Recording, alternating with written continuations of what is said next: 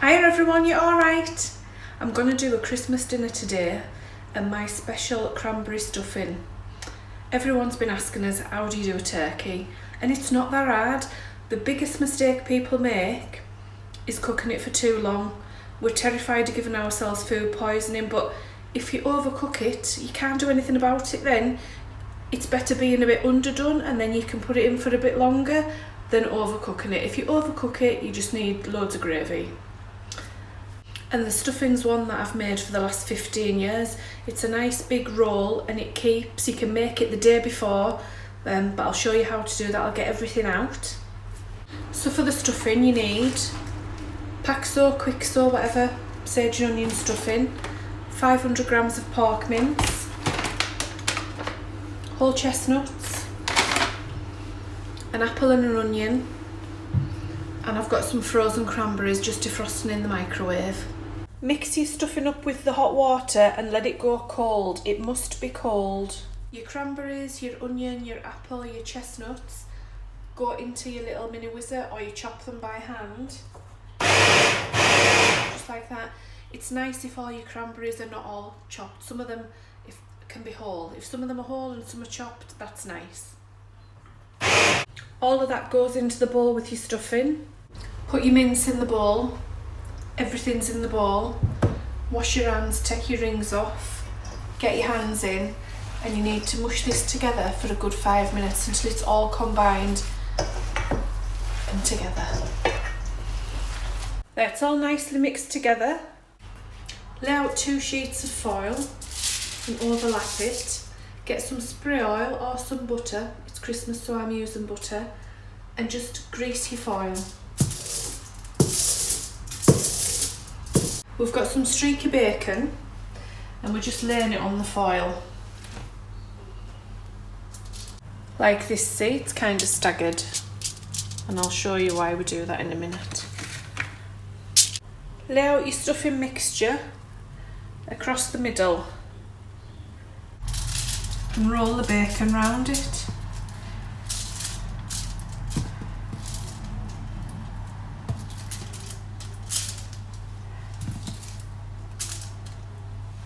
Now it's all wrapped up, we've made a parcel. Wrap the foil around it. Roll it up. Turn the edges up. Pop it in a tray and just put it aside. There is some left so you can make another one if you want to, or that can go in the freezer. Now that can be done the night before if you want, or even 2 days before. Using cheaper streaky bacon is better because it's thinner and it gives a better finish. Okay, wash your hands, have a wipe down. I'll get the turkey out. I've got a turkey crown. Take your turkey out the fridge an hour before you're going to cook it, because you don't want to cook it from freezing cold. It'll take longer. So chop up some vegetables. I've chopped 2 onions, a good half a head of celery, a couple of carrots and an apple, and put that into the tray you're going to cook your turkey in. Like this, look, I'm using the biggest tray that I've got. Sit your turkey on top, and if it's got a net on, like this one has, take the net off. Don't forget to wash your hands. I've got the oven on 200. Don't put the turkey into a cold oven. Now why have I gone crown? I always go crown, and that's because there's less waste. Less waste, it's all meat. And when you've got a big turkey and you put it in the oven and you expect it all to cook at the same time, it's not gonna. Those legs need longer cooking than the breast does. So your breast is going to be way dried out by the time your legs are cooked. So if you are going to do a full turkey, take the legs off and cook them separate.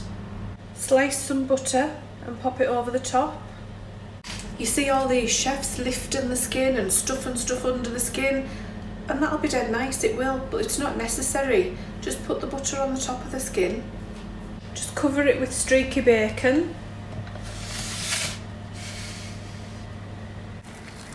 Boil your kettle and put some water in the bottom, about ½ an inch. And pop in 2 stock pots. Cover that with foil.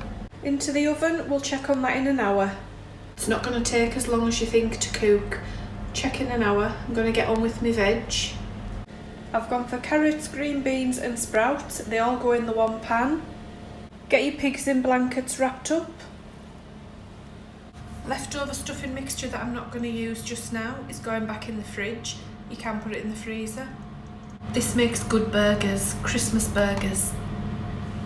It's had an hour. Take the foil off. Don't give yourself a steam burn.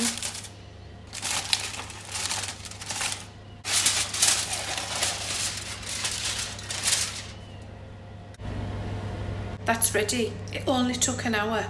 Don't overcook your meat. Put that on a plate and cover it with the foil that you've taken off.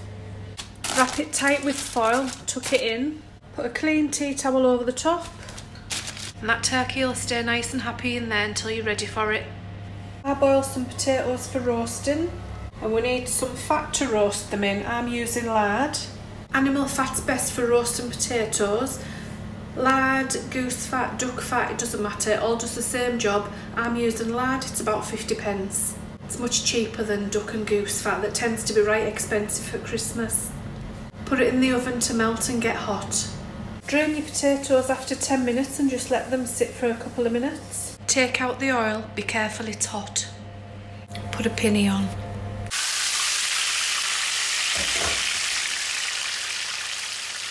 Make sure they're all covered.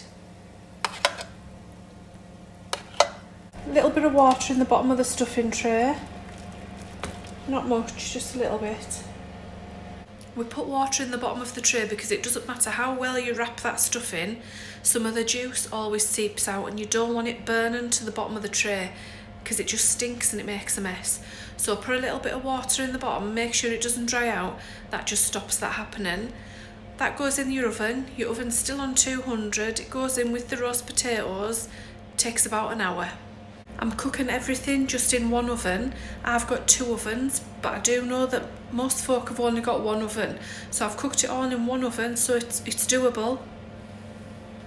Stuffing and roasties has had half an hour. I've my veg and my mash on to boil.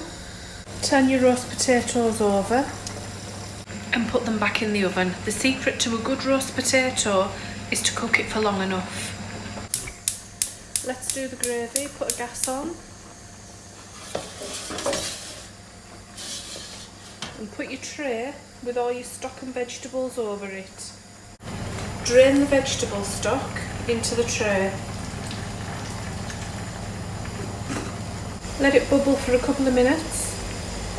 Now if you're northern, you like gravy, and we need to make a lot of it. There's really no need to make it days before, to stockpile it in the freezer, to start cooking off chicken wings in advance. I have done all that before and there's no need, you just don't have to do it. If you want to start bashing on with flour, crack on. Don't get all food snobby on us now. Sometimes I do it that way, but for this, no. We're using a granule. I like Aldi's granules.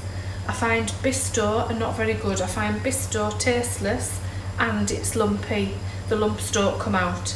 This is the best one. Fish out all of these vegetables. Set all that veg aside. We're going to use it. Put your granules into the stock. Just take a whisk to it. Lift all those bits off the bottom. Put in a good tablespoon of cranberry sauce. I always use beef granules. I don't use chicken or turkey. I think they're tasteless. So I always go beef granules. Everything's ready. I just need to dish up. I've mashed the potato with some butter and cream because it's Christmas. So we'll just dish up. Unrolled the stuffing. Just look at these roast potatoes.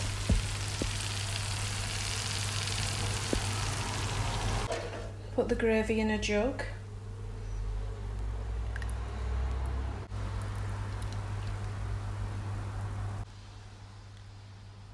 So there it is, all done.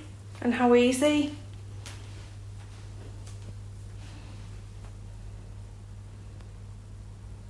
Amazing stuffing and crunchy roast potatoes.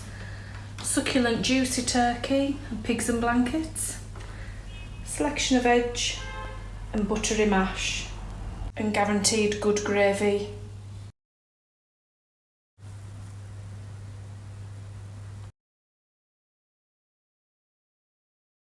And that bowl of veg, don't throw it away. Look for my Christmas soup recipe, it'll be following this.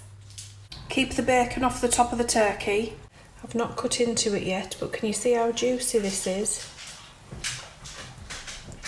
Look.